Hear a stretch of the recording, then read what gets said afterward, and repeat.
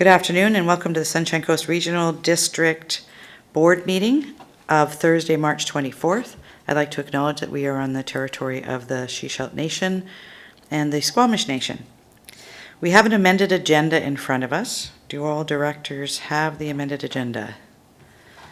Good. All right. I'd look for a motion to adopt the amended agenda. Moved, seconded, all in favor? Thank you.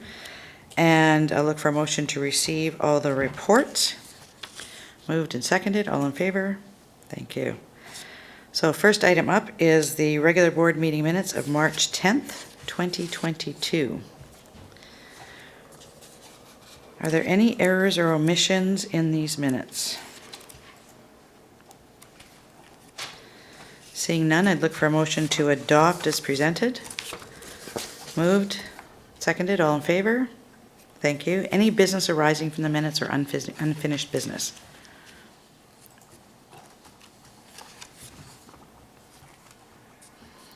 Seeing none. Next up is the report from Infrastructure Services Committee, recommendations 1 through 4 and 6 through 10 of March 10th. This is Annex B, pages 7 through 11. First, are there any recommendations that you'd like pulled for separate consideration? Seeing none, I'd look for a motion to adopt as presented. Moved, seconded, all in favor? Thank you. Then the Planning and Development Committee recommendations 1 through 9 of March 17th. There's been a request to pull number 2 for separate consideration. Any others from directors? Seeing no others, we're looking at Annex C, pages 12 through 14. I'd look for a recommendation to adopt recommendations 1, 3 through 9 of March 17th, 2022. Moved, seconded, all in favor? Thank you. Then we'll look at recommendation number 2 separately, and I'll go to Director Hiltz. Thanks, Chair. The reason to pull the recommendation is to ask the board for some support to change the language in the actual bylaw. And if you may, I'll just read why I'm having trouble with the original. Shall I continue? That's right? Okay. So we don't actually have the document. It's in the original planning PDC report. But it says the purpose of the rezoning, the purpose of permitting up to 5 recreational vehicles to be used for long-term temporary accommodation. And after reviewing the report, and I'm just finding that long-term and temporary accommodation don't fit very well side by side. I'm kind of struggling with that. So after looking at some different wording, what I'm suggesting is that we change the wording and as follows. I believe the board has text. I have received an email, but it's the purpose of permitting up to 4 spaces for the non-transient siting of recreational vehicles used only for long-term residential use. And so that's what I'm offering to propose. And the reason is for clarity of what the intention of the applicant's property.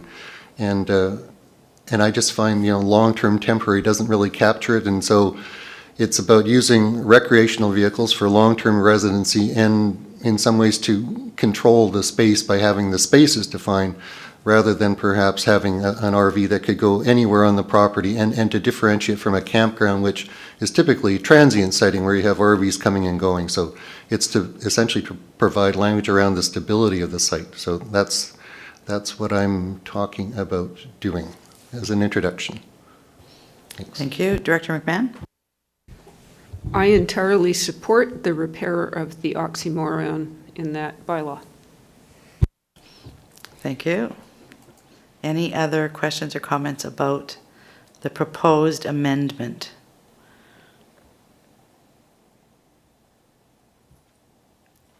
I'll make a motion then. Yes, please. The motion would be that recommendation to be pulled for reconsideration of the following amendment, and that the Roberts Creek Official Community Plan Amendment Bylaw number 641.13, 2021 be forwarded to the board for second reading as amended and as follows. To strike out the purpose of permitting up to 5 recreational vehicles to be used for long-term temporary accommodation, and to replace with the purpose of permitting up to 4 spaces for the non-transient siting of recreational vehicles used only for long-term residential use. Thank you. And the rest of the recommendation as in the minutes would stay? I believe so, yes. That's the only piece, yes. Okay. So I'm Thanks. looking for a seconder for that amendment, first of all. I've actually got a Second it, thank procedure you. question here. In Yes, that, thank you. is that something that we should be adjusting to that extent when we're just looking at the recommendation that's coming from committee? Or should we be making this adjustment when we actually look at the amendment bylaw itself? Thank you. Corporate Officer? That's up to the board. If you're comfortable making the amendment based on what you have in front of me, then that's fine. If the directors wish to refer it back to planning, though, for further discussion, that would also be something to consider. Thank you. And just for your information, we did run this by planning staff, the wording, and they were okay with the wording as presented. That's correct.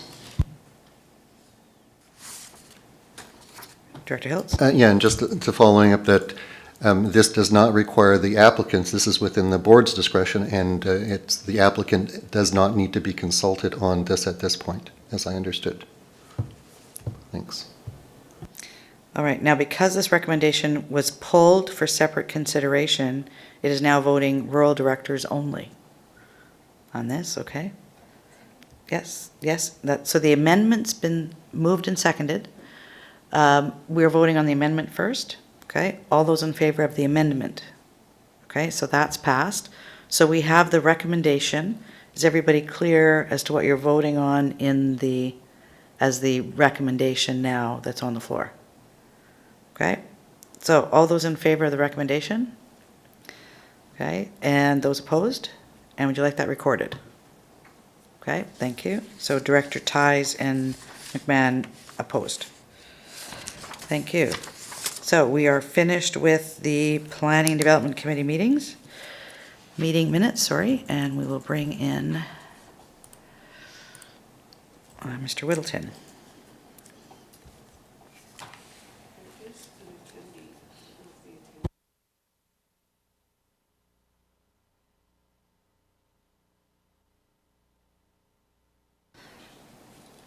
All right, Mr. Whittleton, placement of notice on title.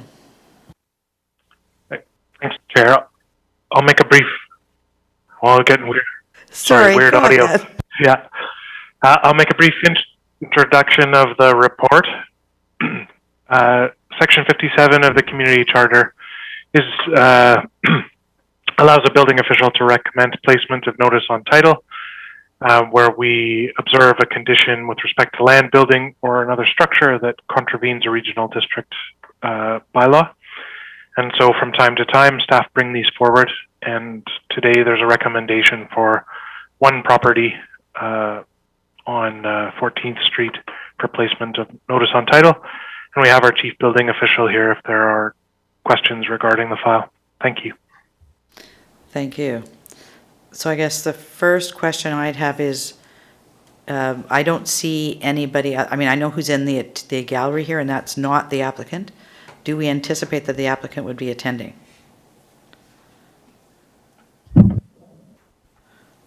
Do we know that? I don't believe staff have been contacted about attendance today, Chair. Okay, thank you. Director McMahon.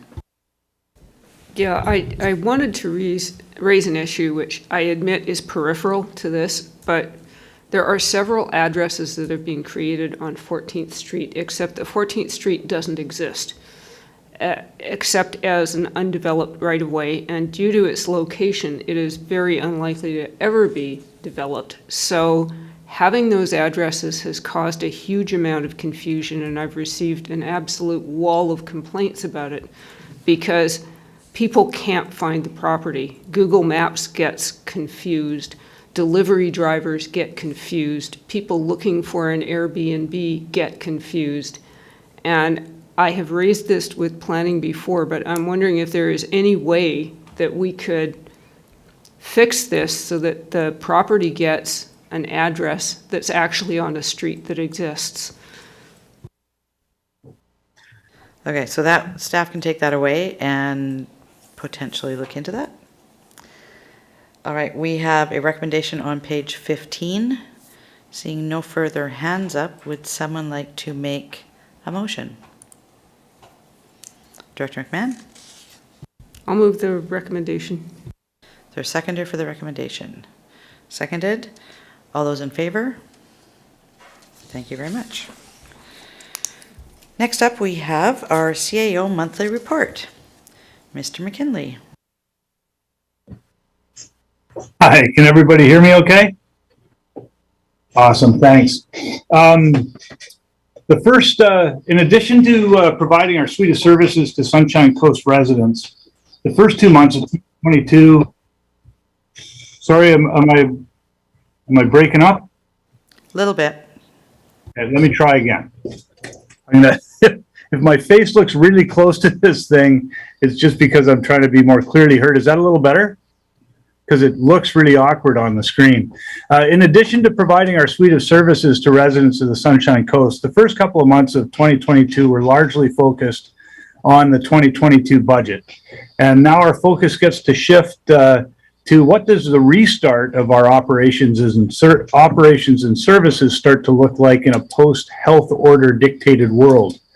So I know that with the provincial guidelines relaxing to some degree, with lifting of some of the mask mandates, vaccine passport requirements potentially relaxing soon, there's a lot of questions on how this might unfold at the Sunshine Coast Regional District. Our senior leadership team has been working very hard, and thank you to Jerry and all of the SLT as we work to revise the Sunshine Coast Regional District COVID-19 restart plan based on the latest provincial health guidelines.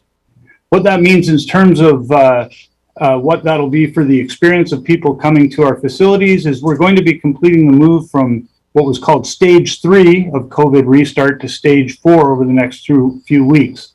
What do those things mean? Well, the short version is for stage 3, that was masks were no longer mandatory, but remained highly recommended. Careful social contact and physical distancing remained.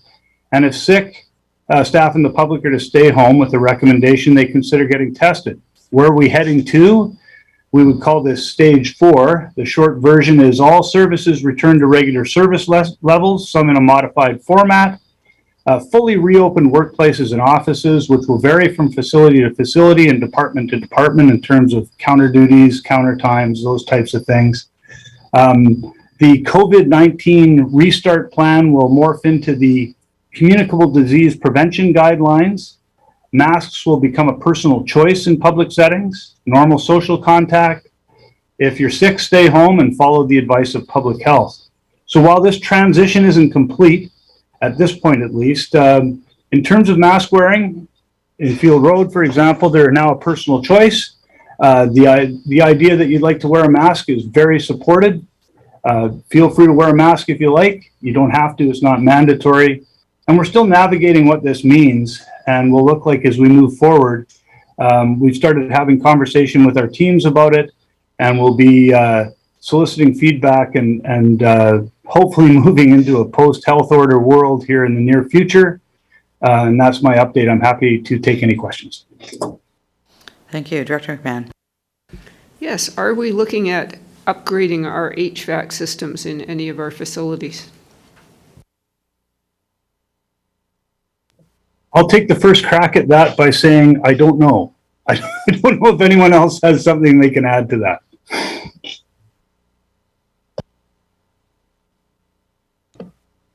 I would be happy to provide a response in terms of recreation facility. Any upgrades that are happening at rec facilities are clearly outlined in our BPSR that was reviewed earlier today. And we take into consideration the requirements of the activities of the building and what's happening in the building. At this point in time, though, I couldn't confirm that that has been reviewed in light of COVID consideration or communicable diseases considerations. Thank you. Ms. Pro? I think the same would apply to the Field Road facility, because we oversee the Gibsons and District Public Library facility as well. We do have active contracts with to maintain the HVAC system, but there's no plan to replace any equipment at this particular time. But I know there has been some discussion on different types of filters. Thank you. Any other questions or comments? All right, seeing none, we will move on to bylaws. This is item number 7, Annex E, pages 17 through 23, Sunshine Coast Regional District Water Rates and Regulations Amendment Bylaw number 422.40 2022. This is before us for adoption. Voting participants weighted vote A2, B2, D2, E2, F2, and Seashell 6. So I look for someone to move adoption. Moved, seconded. All those in favor? Thank you very much. Next up is the Egmon and District Fire Protection Service Amendment Bylaw number 1056.1, 2021. Again, this is for adoption. Voting all directors, 1 vote each. So Sunshine Coast Regional District Bylaw number 1056.1, a bylaw to amend the Egmont and District Fire Protection Service within a portion of the electoral area of Egmont, Pender Harbor. I look for someone to move adoption. Moved, seconded, all in favor? Thank you very much. Then we go to directors' reports. So we'll start at this end of the table. We started at that end of the table last time. So Director Hiltz, Kroll, Toth, etc. And I'll move our way down. Okay, thanks, Chair. Let's see, I'm going to start with the good news story. I think it's actually happening right now. The 2021 Medal of Good Citizenship is there. It's focusing on honoring people who have gone above and beyond the expectations in the response to COVID-19. And there is a group known as the Gambier Grocery Group, which is consists of Leanne and Bobby Bruce, Terry Hall, and Jolie Switzer, and they have been nominated and are receiving this award for the work that they did in coordinating grocery deliveries to Gambier Island, which, as people know, do not have a grocery service over there. So it's nice to see the people who came together and to be acknowledged for that. I believe Bonnie Henry is also receiving that today. So it's they're in very good company in terms of what happened over COVID. Gibsons and District Public Library Board meeting was held, and we were notified of the order being placed for a library vending machine, and this is going at the Gibsons Area Community Center. So this is a way to respond to increased library services, and it required coordination of SERD staff. The library and the Gibsons Library Foundation is paying the bill for the device, which I think is around $32,000, something like that. And further on, the library, the Holland Lands, the town of Gibson's Holland Lands process will be going out for public display boards. I believe it's starting in April 22nd for 30 days, and there'll be a survey and data collection on that. Sorry, David, but you know more. You know more. Howe Sound Community Forum. The date has been announced. That's going to be in April 29th, and it's the 20th anniversary of the Howe Sound Community Forum. And so this year, in April 29th, they're returning to Fury Creek, which is where it started. Year one started at Fury Creek, so it's a 20-year, and they're closing the circle on that. And the other thing, I attended the Gibsons, town of Gibson's budget sessions as a regular person, and it was. Sorry, David.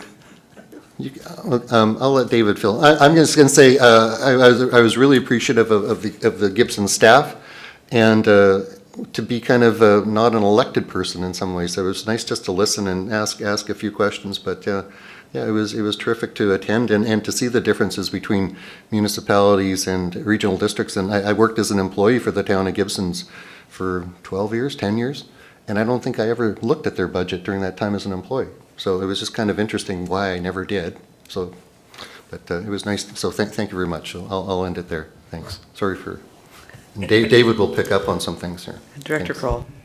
Thank you, Chair. And thank you, Director Hiltz, for stealing my thunder, although it's not a lot of thunder. The budget, I'll start there. We've had our budget review with our first community consultation, and I think it went really well.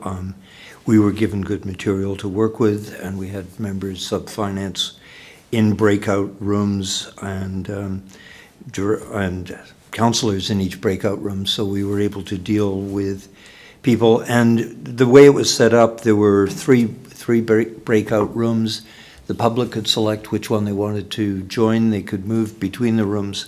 So something that's really valuable is this Zoom platform. It works ideally for this. So it wasn't, I was trying to remember what the weather was like, but it was nice to be able to sit at home and deal with it and not have to venture out and look for parking spots and so on and so forth.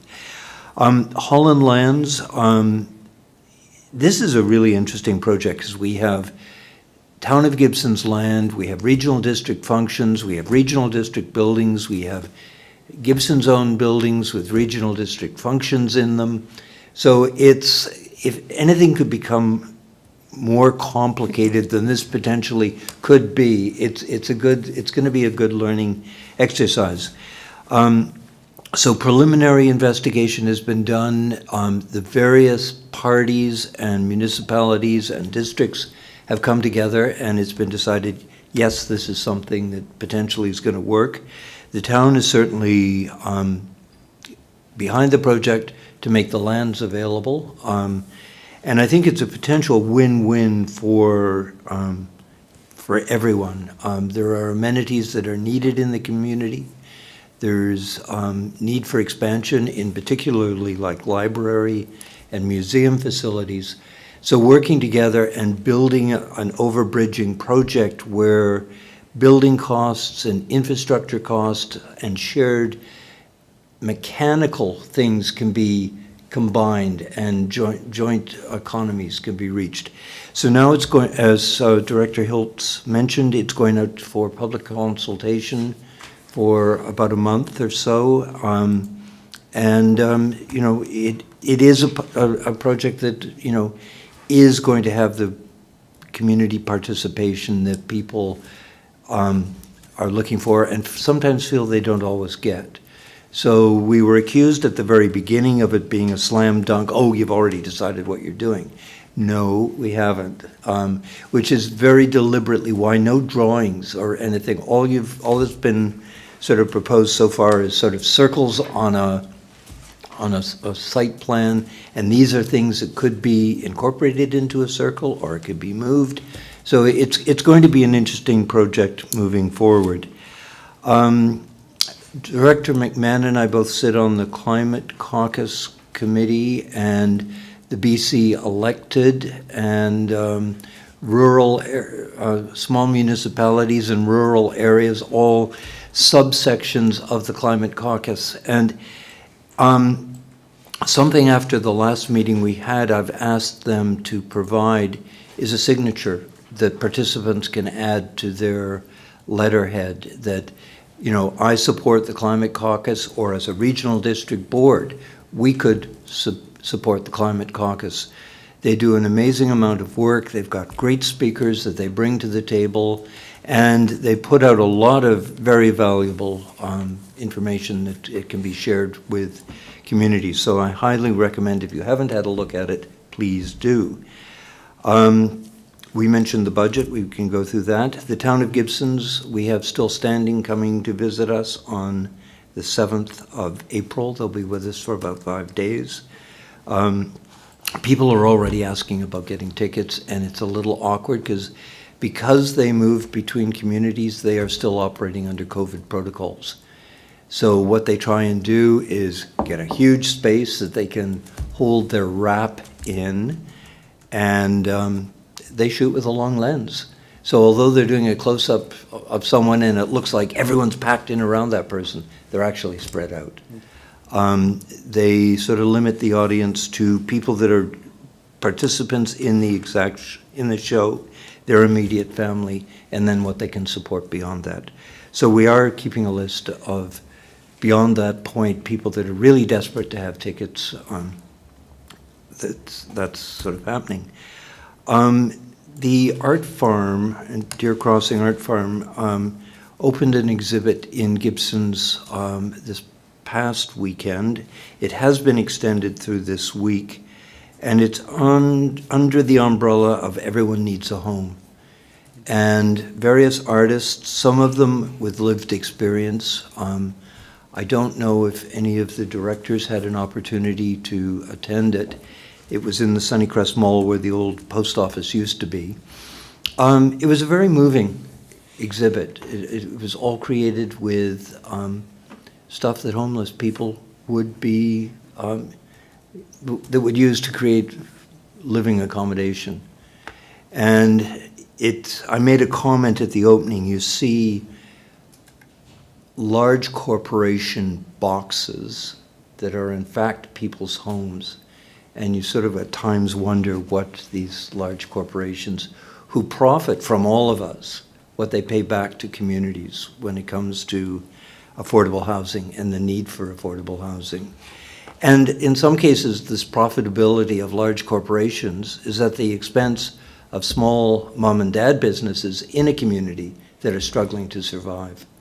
So there's some very powerful statements coming through in the artwork that's been created. So I'd suggest if anyone has an opportunity to see it before it's gone. It was supported by the town of Gibsons, and it's part of the, as I said, Everyone Needs a Home project. Darnell, Mayor Seegers and I, or Chair Seegers and I, participated in boarding for an additional worker with the CAT committee. It's a peer worker coordinator position, which is needed.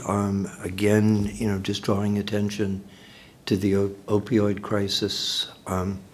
The council has been very supportive in Gibsons. I think, I don't know if it's come to board, the request for support for hospice.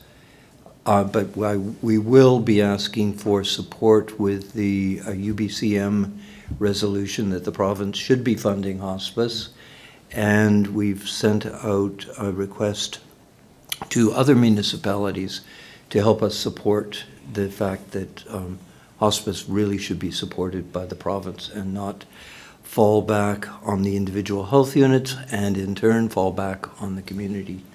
Because between the opioid crisis, COVID, the increase in suicide rate for various reasons, hospice is being run off their feet.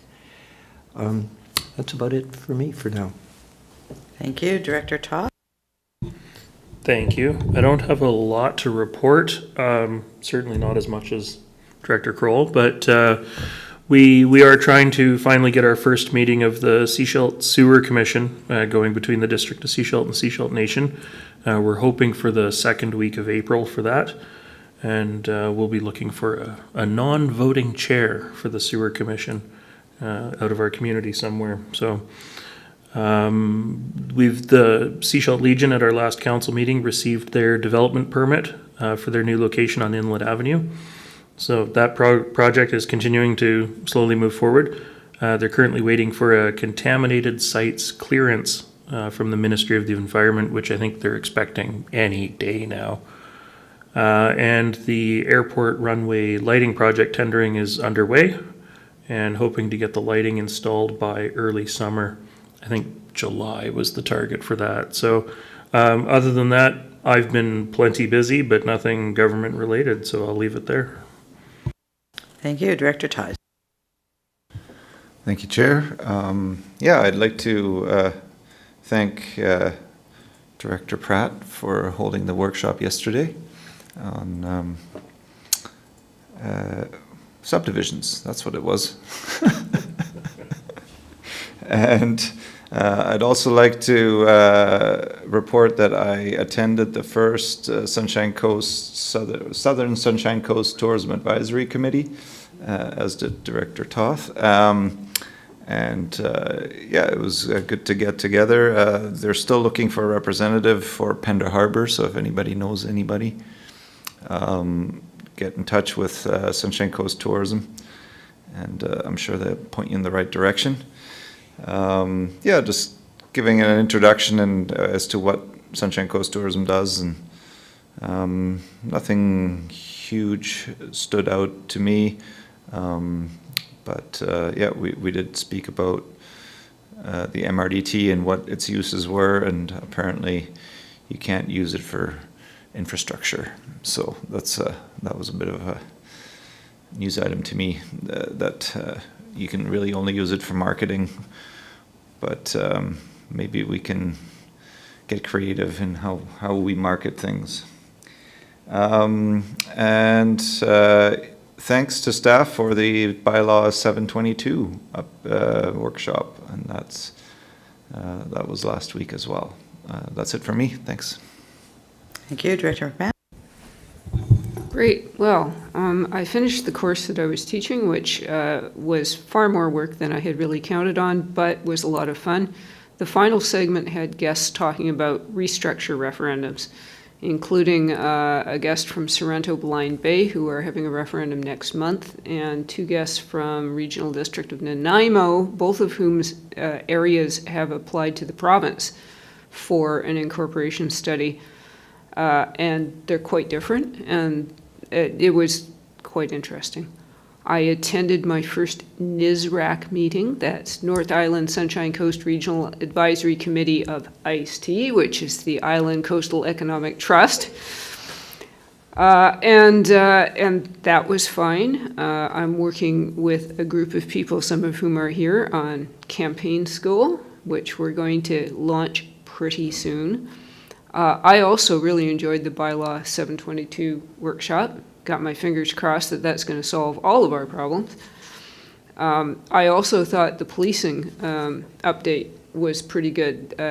Bringing everybody onto the same meeting just to do it once instead of, I think, shopping it around to all the municipalities makes a lot of sense. I put together my submission for BC Timber Sales on what I think of their operating plan, which is on my website.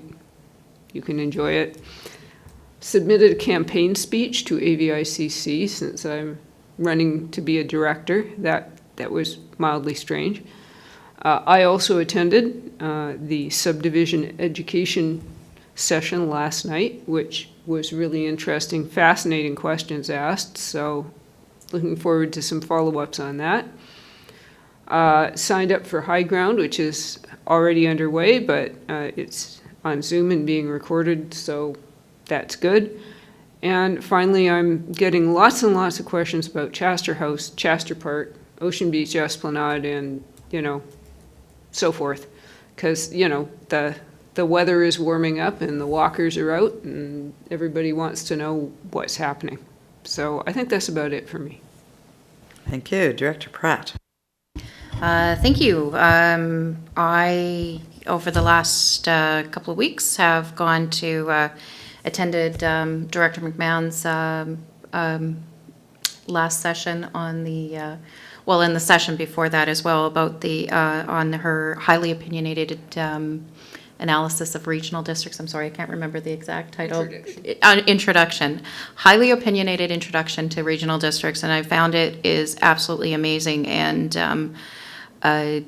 kudos just for all of the work that you've done there, and helping to educate the community, because I've heard a lot from both of the sessions that you've done through the Elder College as well through FARA about how valuable people have felt those were. So thank you so much for doing that, which was part of my inspiration for doing the subdivision workshop that we did last night, and which was very well attended. 80 people for 2.5 hours, and I think they probably would have gone longer, but my I think I was at my, between my dog and my computer getting soaked issues. It was not, the last little half hour of that was a little bit hairy for me.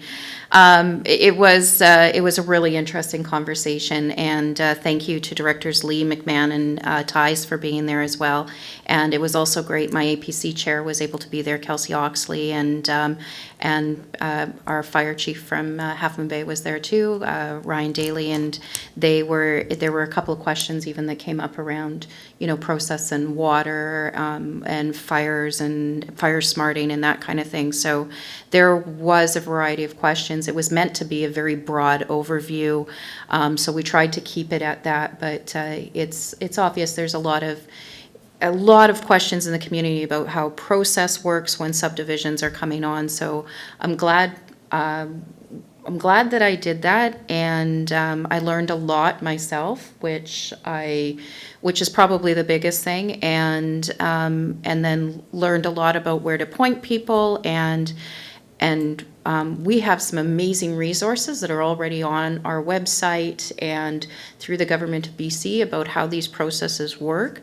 And it's a matter of pulling it all together. And sometimes doing something like this helps to do that, put it all together, and then make it a little bit more plain speak and having a conversation. And I have a lot of follow-up to do after, and looking forward to connecting with more people after as well. Earlier this week, I attended the Sunshine Coast Homelessness Advisory Committee group. General updates going on. There's still a lot of evictions that are happening, a lot of people that are in precarious housing, or in danger of being evicted or being without homes. So housing is consistently an issue. It is a crisis in our community, and we certainly need to treat it as such. The upcoming, the Half Moon Bay Community Association will be having a town hall via Zoom on the evening of April the 6th, between 6 and 8 p.m. The information is on their website, Half Moon Bay Community Association. I can forward the details for anybody that wants to go. Their guest speakers are MLA, or the Honorable, I guess, Nicholas Simons, and then the lowly Regional Director for Area B, Lori Pratt. So I'm looking forward to having more community conversations then, and that's it for me today. Thanks. Thank you very much. Director Lee. Thank you, Chair. I'll be quick like usual, I hope. I too attended Donna's intro to the regional district, and I have to say it was not only informative, but it was also entertaining. I very much enjoyed it. And you can tell how well it's going when you get a lot of questions from the audience. And there was a lot of questions every time, so people were very interested. And I got to thank her for raising $1,000 for the Pender Harbor Food Bank. It was absolutely awesome. So thank you, Donna. I attended Lori's How Do Subdivisions Work? And I found it time really well spent. And I was absolutely amazed at how many people attended. And she had great original slides that I had never seen before, and very informative slides. So if you can talk her into giving you her presentation, it would be a very good thing to keep as reference. And again, questions, they caused a half-hour extension. They wouldn't stop. And I think if Lori kept answering the questions, we probably would have went to midnight, because there was sure a lot of interest and a lot of questions, good questions. The policing update, I attended in person in Seashell, and I was very impressed with the new report that they presented. Not allowed to really talk about details right now because they're refining it, but I'm really looking forward to the next presentation when I can share it with the public. There's April Tools, April 30th, and I've been invited to be a race marshal. I get to watch really close the races. And it's a lot of fun. They tend to, some float very well and some don't float so good. There's a Coast Report article if you're looking for details. Hopefully I'll see you there. Lily Lake Place, which is in Lily Lake Village, had reason to attend there with Lori. And we stopped and had a look at the big hole in the ground with the fence around it. It's really quite exciting that it's going ahead. Quite impressive. It's going to give 14 rental apartments, which is pretty big for the Pender area. Pretty big building. And I think that's it. Thank you. Thank you. All right, I'm just going to mention a few things because most things have been mentioned. The Councillor McLean actually encouraged the Davis Bay, Wilson Creek, Selma Park, Wilson Creek, whatever the order is, Community Association to put on a series of seniors' afternoon teas. There was some concern that seniors through COVID have been isolated in their houses and were hesitant about getting out and actually being in public. So they went ahead and did that. They had a series of 4. They had to shut them down in January because of COVID, but there was one now held on the 12th of March, and it was so heartwarming to see these elderly people come in and just really enjoy themselves. The Sunshine Coast Chamber Orchestra, Community Orchestra, came and played. So they were up there on the stage, playing away, and there were about 45 to 50 people who came. There were 3 sittings, and they have the tablecloths on the tables with the cups and the saucers. They bring out, a tray of goodies for them to eat, and they take away the extras at the end. It was so delightful. And each time they have one of these, everybody who comes wants to come to the next one. So they actually start taking a list. There is the final one going to be held April 11th. There are 3 sittings. I believe it starts at 11 o'clock. Check out the Davis Bay Community Association. They will have information. Bring your friends, your neighbors, your relatives, whatever. Anybody who's hesitant to get out, it's a very safe space, and they'll really enjoy themselves. Free to attend, no charge. Then I attended the Chair CAO Forum with our CAO, Dean McKinley, and I'll just mention a few things that we heard about.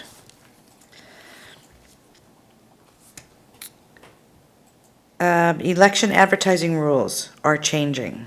They are coming out with a pre-campaign period. It will not impact people who will be campaigning, but it will impact elector organizations.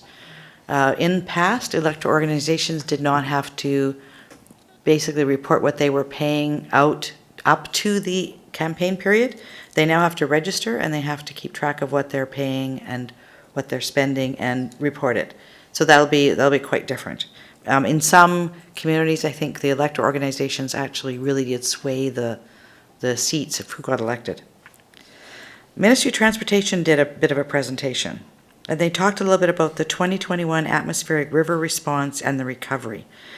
And they said there were over 300 sites identified throughout the event on side roads in the province. And what they are looking at doing now is inputting future climate data rather than historical climate data, because they're finding historical climate data isn't relevant and it's not letting them build how they want to build. So they mentioned a couple of documents, and I'll mention them here, but I can send these out to you as well. They talked about a document called Developing Climate Change Resilient Design for Highway Infrastructure in BC. And Policy T0419, it's a technical circular. And they also talked about Pacific Climate Impacts Consortium, which I think our staff already work with. And there's a Climate Explorer on there. They're putting more data in there all the time. You can put in your area and find out what some of the climate impacts would be. Anyway, what they are looking at doing is remediating to the 200-year event, not the, because they're finding the 100-year event is happening like every couple of years. So they're looking at the Anyway, I did ask them at the end if that was something that was being done locally, and they said they're still working on that piece. Agricultural Land Commission. They are making a change. It's coming out August 31st, 2022. They said while it was included in the regulations, it wasn't specific, and so they've been getting lots of questions about that, and that's about vertical farming regulations. So vertical farming regulations will be coming out August 31st, 2022. They called them controlled environment structures. And then I wanted to mention one other one. Ecom 911 did a very similar presentation to the one that we had here. But it was the board chair, so I actually think our presentation was better that we had. And then Minister Cullen was the wrap-up of the conference. He flew down from Stikine, got down to Victoria, and then realized he had a cold and his staff wouldn't let him attend. So he actually zoomed in from 2 blocks away after flying down. So, yeah, that was about it. ICE-T board meeting is this Friday, and the new CEO, Brody Guy, has been hired. He'll be starting April 18th. There'll be a transition. So I'm sure people will see him in the next while. 31st of March, Seashell and District Chamber of Commerce, AGM, hybrid, Blue Ocean, or on Zoom. It'll be a noon hour kind of thing, so 11 o'clock, and that'll be bringing in the new executive. So that's all I have to report. Anybody have anything else that came up? Yep. I just wanted to ask a question about the vertical vegetation guidelines. Like, did they explain why they were bringing them along? Or I'm just curious because I've seen vertical vegetation, you see it all over the place. And I'm assuming it's along the sides of buildings and similar to there's a home on the corner of School and South Fletcher. They took it off. Okay. I'm just curious, sorry, we can always take this offline.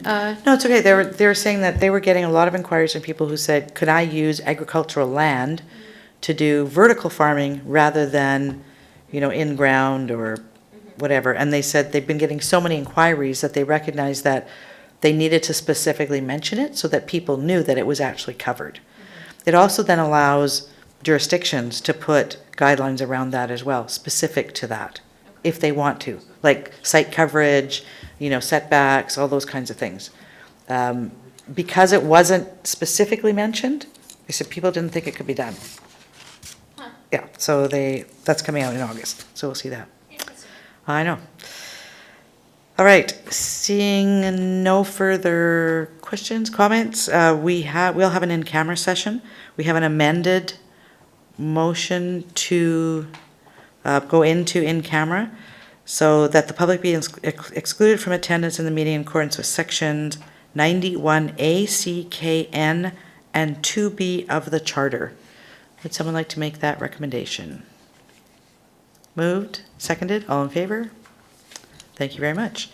Any questions from the gallery?